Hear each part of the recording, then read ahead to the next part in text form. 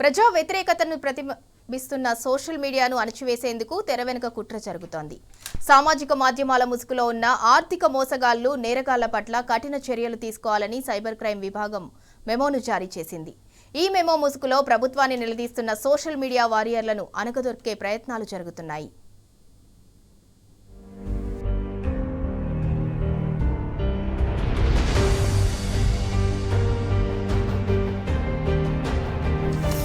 Cyber నేరాల నియంత్రణ పేరిట సోషల్ మీడియా వారియర్లను అణిచివేసేందుకు కాంగ్రెస్ ప్రభుత్వం ప్రయత్నిస్తోంది.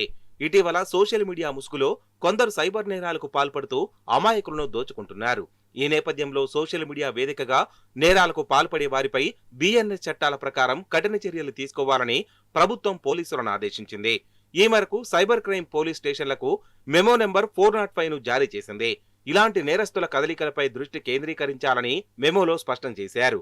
గతంలో దోషులుగా తేలకున్నా వారిని అనుమానితుల జాబితాలో చేర్చి అటువంటి వారిపై సస్పెక్ట్ లేదా హిస్టరీ షీట్లు తెరవాలని చెప్పారు. అయితే ఆర్థిక దోపిడీకి పాల్పడుతున్న వారిని అరికట్టేందుకు ఈ ఉత్తర్వులు వెలువడినట్లు కనిపిస్తున్నా నిజానికి ప్రభుత్వ వైఫల్యాలను ఎండగట్టే వారిని భయభ్రాంతులకు గురి చేయడమే లక్ష్యంగా ఉందని మీడియా పరిశీలకులు అభిప్రాయపడుతున్నారు.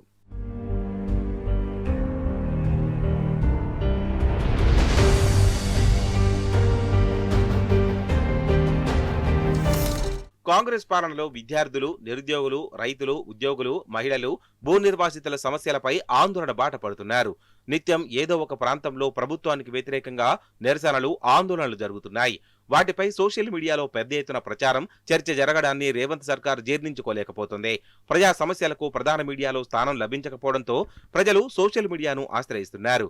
సోషల్ మీడియా ఛానళ్లు నిరసనలపై ఫోకస్ చేయడంతో ప్రభుత్వ వైఫల్యాలపై పెద్ద ఎత్తున చర్చ జరుగుతోంది. ఈ నేపథ్యంలో సోషల్ మీడియాను అదుపు చేసి వైఫల్యాలను కప్పిపుచ్చుకోవాలనే యోచనలో ప్రభుత్వం ఉన్నట్టు తెలుస్తోంది.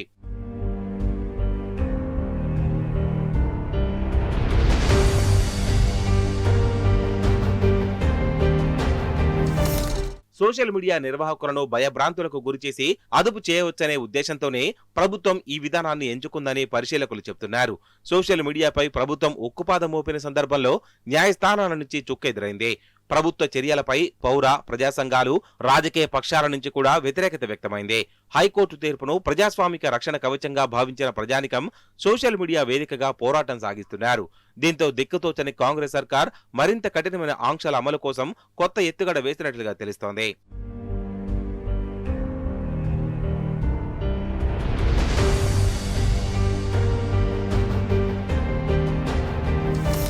సైబర్ నేరాలను అరికట్టేందుకు కఠిన చట్టాలు ఉన్నాయని, నేరస్తులను కఠినంగా శిక్షించవచ్చని న్యాయ నిపుణులు చెబుతున్నారు. హక్కులను కాలరాస్తూ ప్రజల గొంతు నొక్కితే తిప్పికొడతామని హెచ్చరిస్తున్నారు. నేపాల్, బంగ్లాదేశ్తో పాటు తాజాగా లద్దాఖ్లో జరుగుతున్న పరిణామాల నుంచి ప్రభుత్వాలు గుణపాఠాలు నేర్చుకోవాలని సూచిస్తున్నారు.